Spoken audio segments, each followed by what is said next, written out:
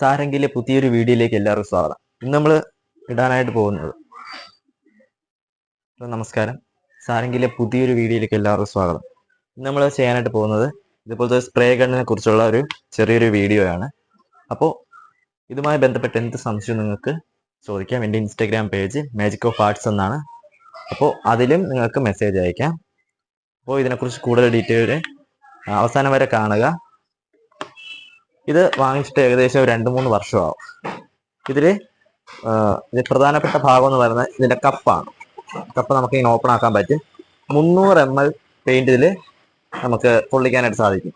ഒപ്പം filter tube, hose, ഇങ്ങനത്തെ ഒരുപാട് കാര്യങ്ങൾ ഇതിൻ്റെ അകത്തുണ്ട്. നമ്മൾ എപ്പോഴായാലും ഇത് ക്ലീൻ ചെയ്ത് വയ്ക്കുക. ആവശ്യം കഴിഞ്ഞ ശേഷം ഇത് ക്ലീൻ ചെയ്ത്, ഇത് സ്പോഞ്ച് പോലത്തെ ഒരു മെറ്റീരിയലാണ്. കാണുമ്പോൾ തന്നെ അറിയാതിരിക്കാം. അപ്പോൾ ഇതെല്ലാം ഇതിനകത്ത് കറക്റ്റായിട്ട് വയ്ക്കുക. എല്ലാ തിരിക്കും കറക്റ്റായിട്ട് തന്നെ വയ്ക്കുക. അല്ലാന്നുണ്ടെങ്കിൽ പെയിന്റ് ഈ വഴി പുറത്തോട്ട് ചാടും.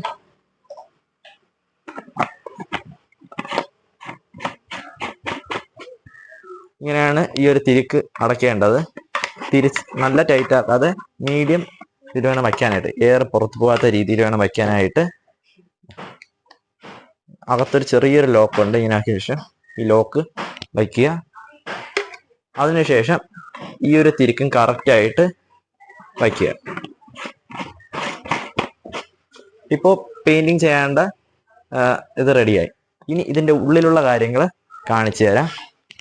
ഈ വഴിയാണ് മെഷീൻ വെളിയിലുള്ള എയർ വലിച്ചെടുക്കുന്നത്. അപ്പോൾ ഇതിൻ്റെ അകത്ത് ഒരു ചെറിയൊരു ഫിൽട്ടർ ഉണ്ട്. ഈ ഒരു ഫിൽട്ടർ ഞാൻ തുറന്ന് കാണിച്ചു തരാം.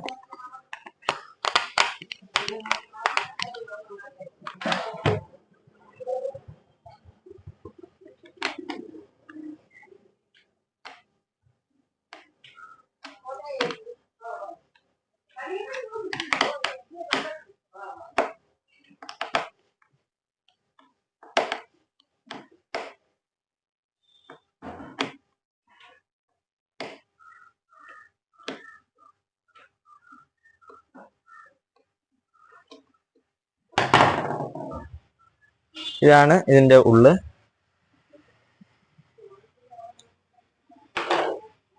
ഈ ഒരു ഭാഗം നമുക്ക് കുറച്ച് പണിയൊക്കെ ചെയ്തതിന് ശേഷം ക്ലീൻ ചെയ്യണം. കാരണം ക്ലീൻ ചെയ്തില്ല എന്നുണ്ടെങ്കിൽ എയർ കറക്റ്റായിട്ട് ഇത് വലിച്ചെടുക്കത്തില്ല. അതുപോലെ തന്നെ ഈ ഒരു സ്പോഞ്ച് ഡാമേജ് ആയി പോകും. അതുപോലെ തന്നെ ഈ ഒരു ഭാഗം നമുക്ക് ഇതിൽ നിന്ന് ഇളക്കി മാറ്റാനായിട്ട് സാധിക്കും.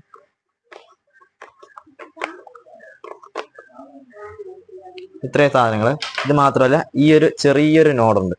ഇതാണ് ഈ മെഷീനിലെ പെയിന്റ് പുറത്തേക്ക് ചാടുന്ന ഭാഗം. ഈ ഒരു ഭാഗം ഇളക്കണം.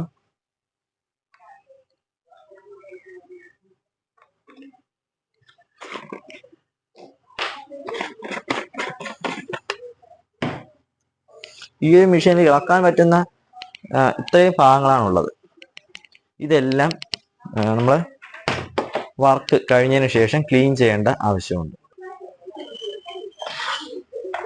ഇത്രയും ഭാഗങ്ങൾ വർക്ക് കഴിഞ്ഞ ശേഷം നല്ല രീതിയിൽ ക്ലീൻ ചെയ്യുക. ഇതാണ് ഫിൽട്ടർ സ്പോഞ്ച്, ഒപ്പം നോഡ്, നമ്മളെ പെയിന്റ് വലിച്ചെടുക്കുന്ന ഓസ്, ഈ ഭാഗത്തൂടെ തന്നെ പെയിന്റ് വലിച്ചെടുക്കുക. ഇതിൻ്റെ അകത്തും ചെറിയൊരു ഫിൽട്ടർ സ്പോഞ്ച് ഉണ്ട്.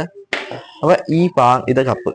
അപ്പൊ ഇത്രയും സാധനങ്ങൾ നമ്മൾ എപ്പോഴും ക്ലീൻ ആയിട്ട് ഉപയോഗിക്കുക. കാരണം ഇതിന്റെ പ്രവർത്തനം തടസ്സപ്പെടുകയാണെങ്കിൽ നമ്മൾ പെയിന്റിങ്ങിന്റെ പവർ കുറയും, പെയിന്റിങ് കറക്റ്റായിട്ട് വരത്തില്ല.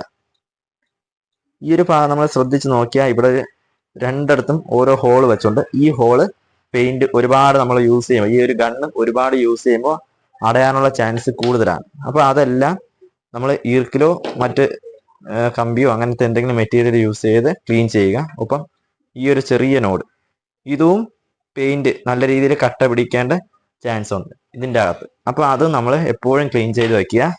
ഒപ്പം അടുത്ത് ക്ലീൻ ചെയ്യേണ്ട ഒരു ഭാഗമാണ് മെഷീന്റെ ഈ ഒരു പോർഷൻ. ഈ ഒരു പോർഷനും നല്ല രീതിയിൽ ക്ലീൻ ചെയ്യുക.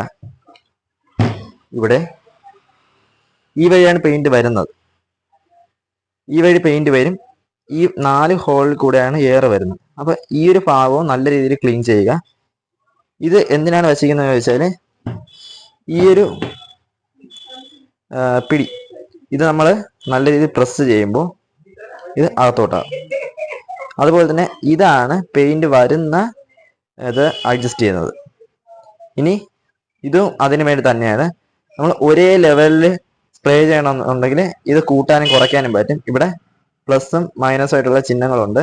ഞാൻ ഒരുപാട് യൂസ് ചെയ്ത മെഷീൻ ആയതുകൊണ്ടാണ് ഇങ്ങനെ ഇത്രയും വൃത്തിയിലൊക്കെ ഇരിക്കുന്നത്. അതുപോലെ തന്നെ ഈ ഒരു ഭാഗം, ഇത് മോട്ടറാണ് ഇതിൻ്റെ അകത്തിരിക്കുന്നത്. ഈ ഭാഗം ഒന്നും ഇളക്കാതിരിക്കുന്നതാണ് ഏറ്റവും നല്ലത്. കാരണം ഇവിടെ ഇനി ഇതിൽ വേറെ ഡാമേജ് ഒന്നും വരത്തില്ല. നമ്മൾ ഇത്രയും ഭാഗം മാത്രം, ഇവിടെ മുകളിൽ താഴെ ഈ ഒരു ബാക്ക് വശം, ഇത്രയും ഭാഗം മാത്രം എപ്പോഴും ക്ലീൻ ചെയ്ത് യൂസ് ചെയ്യുക. എന്നിട്ട് ആ സ്പ്രേ പെയിന്റിനെ കുറിച്ചുള്ള കാര്യങ്ങളെല്ലാം നിങ്ങൾക്ക് മനസ്സിലായെന്ന് വിശ്വസിക്കുന്നു. മറ്റെന്തെങ്കിലും ഡൗട്ടുകളുണ്ടെങ്കിൽ ചോദിക്കുക. കമന്റ് ബോക്സിലോ ഇൻസ്റ്റാഗ്രാമിലോ ചോദിക്കുക. ഒപ്പം എല്ലാവരും കമന്റ് ചെയ്യുക, ഷെയർ ചെയ്യുക, സബ്സ്ക്രൈബ് ചെയ്യുക. Thank you.